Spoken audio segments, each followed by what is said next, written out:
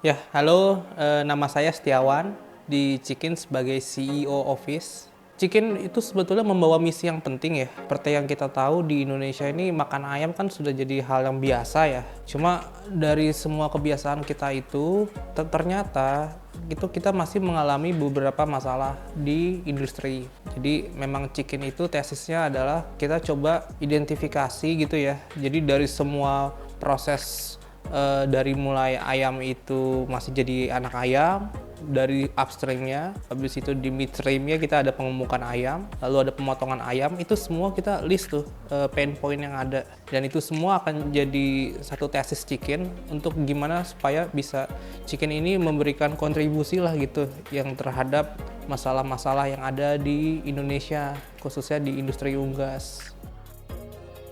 CEO Office sendiri kita memang reporting directly to CEO ya. Jadi memang salah satu tugas penting CEO Office itu adalah memastikan bahwa strategi dari CEO itu bisa dijalankan. Baik strategi terkait dengan investment maupun strategi di operasional.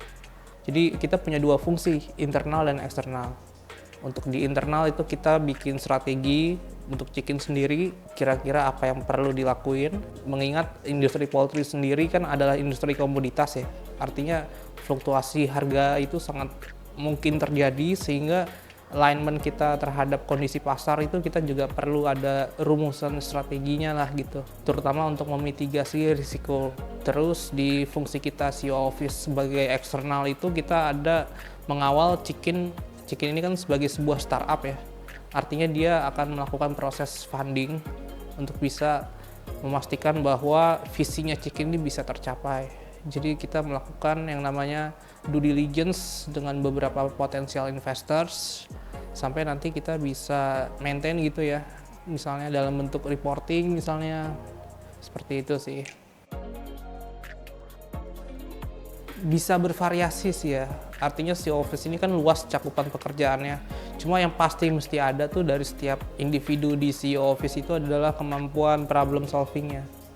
Jadi di CEO Office sendiri masalahnya akan sangat bervariasi ya, dari mulai dan melibatkan disiplin ilmu yang luas gitu. Misalnya kita juga mesti keep up dengan isu sustainability, karena itu adalah salah satu topik yang disukai oleh investors, tapi juga kita mesti kuat pemahaman tentang bisnis proses. Artinya kita juga mesti paham terkait dengan legal, terkait dengan key metrics di operations. Kita juga mesti tahu misalnya nanti ada tren apa sih di industri gitu misalnya, atau apa sih yang bisa membuat bisnis kita ini punya inovasi yang lebih banyak lagi gitu. Nah itu semua emang dirumusin di tim CEO Office. Jadi saya sendiri background kuliahnya akuntansi, tapi punya background di bekerja sebagai profesional juga di salah satu perusahaan poultry terbesar di Indonesia selama 4,5 tahun. Lalu juga saya juga punya beberapa pengalaman juga gitu ya sebagai manajemen training sih waktu awal saya lulus jadi fresh grad gitu sih Mas. Saya melihat sih kedepannya akan penggunaan teknologi itu akan lebih masif ya di industri peternakan. Nah, saya melihat potensi Chikin ini sebagai salah satu ya anak-anak muda gitu ya, semangatnya masih muda, push the limit gitu semangatnya Chikin. Jadi kita melihat batasan-batasan yang tadinya ada itu kita coba lampaui itu semua dengan beberapa penggunaan teknologi yang tepat guna, dan pastinya nanti akan menciptakan satu keunggulan kompetitif yang bahkan tidak dipunyai oleh perusahaan yang sudah eksis lebih dulu gitu. Saya sendiri ya, waktu terakhir saya di perusahaan sebelum Chikin, itu saya ada beberapa ide, misalnya penggunaan AI di kandang, dan itu coba yang saya bawa gitu ya di Chikin, dan coba saya buat juga bareng di tim di Chikin ini, karena kalau saya sendiri sih saya juga mungkin lebih paham yang anak-anak muda ini kan. Nah, saya coba bantu untuk bisa kasih perspektif bisnisnya mungkin ya. Sehingga ada satu tech yang nanti manfaatnya bisa dirasakan oleh banyak orang, terutama peternak di Indonesia. Kesan pertama sih kaget pastinya ya, karena muda-muda banget gitu ya, butuh penyesuaian karena sebelumnya kan saya pasti kerjanya bareng yang lebih senior gitu ya, yang udah 20 tahun kerja bareng di kantor lama gitu ya. Nah ini kebetulan gabung di satu perusahaan yang isinya mayoritas itu anak-anak muda.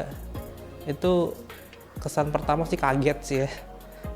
Seru sih karena anak-anak muda gitu kan ya, jadi memang topiknya tuh sangat progresif sekali gitu ya. Jadi misalnya ada perkembangan teknologi apa gitu kita bisa bahas dan bisa langsung dicoba gitu diimplementasikan. Karena anak-anak muda ini kan masih semangat gitu ya, maksudnya penuh dengan inovasi gitu ya. Mungkin peran saya di sini mungkin cuma bantu ngarahin sih supaya bisa tepat guna gitulah di bisnisnya. Pencapaian tim sih ya mestinya ya, karena nanti kita mudah-mudahan akan launching di tahun ini. Itu ada beberapa fitur yang bisa kita open to public ya, jadi ya belum bisa di spill tapi pasti kita akan pastikan mudah-mudahan on time ya. Jadi tahun ini kita bisa open fitur ini untuk peternak di seluruh Indonesia. Chicken mensupport sih, karena dari awal sendiri Chicken juga memang punya satu policy fleksibel ya, flexible time.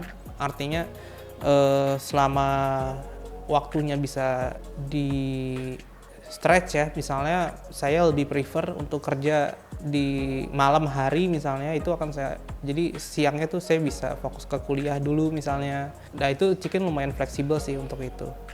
Terus juga polusi WFH, WFO-nya, hybridnya itu juga sangat membantu gitu ya. Karena nanti misalnya saya perlu ada kuliah gitu juga, ya saya bisa atur kapan saya mesti WFH dan WFO.